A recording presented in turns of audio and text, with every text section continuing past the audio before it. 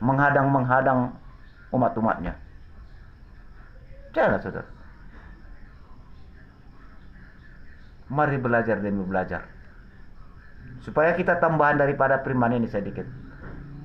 Kisah Para Rasul 2 ya. Kenapa kita Tuhan Allah berkata berdoa dengan nama Roh Kudus? Siapa pun mendengar video ini, percayalah Roh Kudus yang ada di tubuh Anda.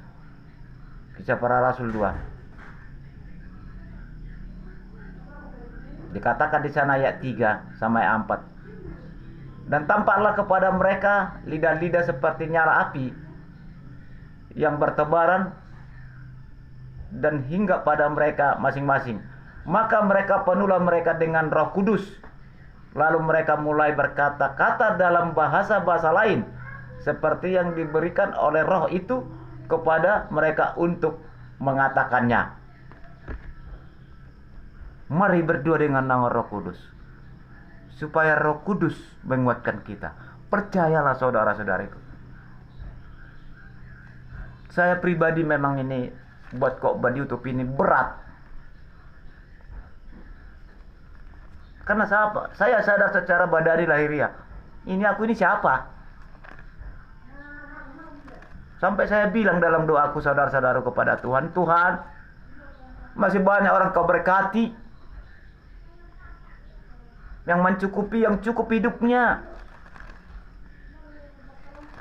Engkau yang tahu aku Bapa, nggak ada aku miliki, nggak ada kekuatanku. Tapi apa dia katakan sama saya?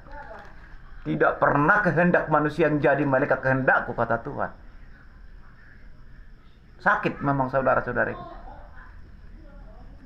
Saya kadang-kadang mau terbenung, kadang mau terbodoh. Agak saya coba melawan pemikiran saya, nggak sehat dibikinnya.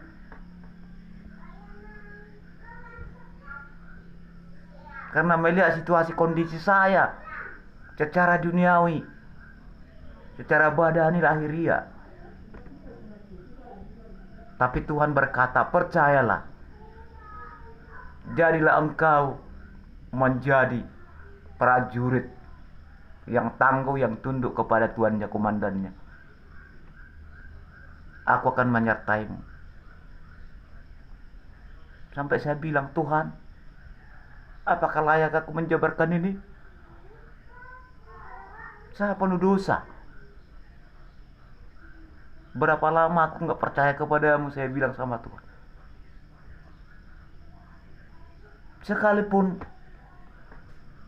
ini saya ceritakan dalam kesaksian, bahkan di keibadahan saya di gereja saya, ikut saya ibadah di sana, saya praktekkan, banyak orang juga yang mengatakan saya sakit loh.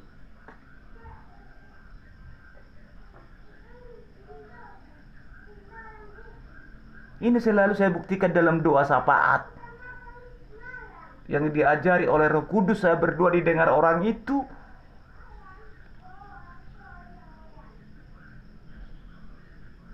Malah terkadang banyak hinaan yang datang sama aku, banyak bisik-bisikan.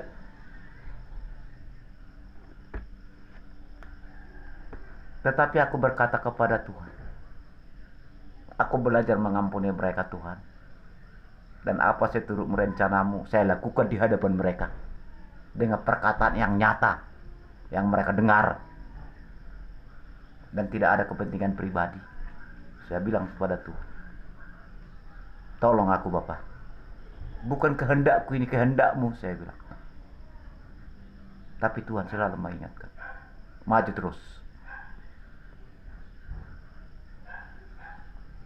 Kedatanganku akan mengubah karakter mereka. Kedatanganku akan memberikan teguran kepada mereka. Itu hanya Tuhan yang tahu. Kenapa? Mereka melihat kehidupanku, nggak ada yang bisa diandalkan dalam dunia ini. Makan terancam, tapi nggak pernah terancam Tuhan cukupkan. Sampai saya bilang pada Tuhan, jangan permalukan aku Tuhan. kepada siapapun. Aku tahu Engkau cukupkan segala bebanku.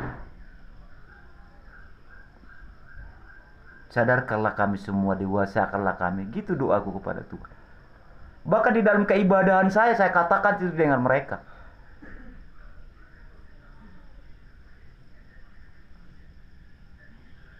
Karena tuntunan Roh Kudus. Kadang tidak saya sadari mengatakan itu.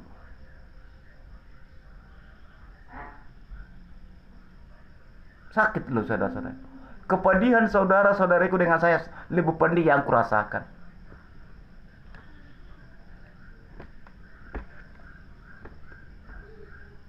Tetapi puji Tuhanlah, Dia buat begitu kepada saya karena saya dulu jahat orangnya. Kalau dosa Anda dengan dosa saya, kurasa lebih banyak dosaku. Kejahatan saya dan kejahatan Anda lebih jahat saya. Apalagi masalah perempuan dulu saya.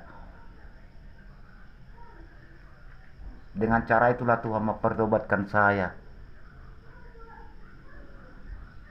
Supaya aku mengertikan kebenaran. Walaupun ada kekurangan. Walaupun ada kesalahan.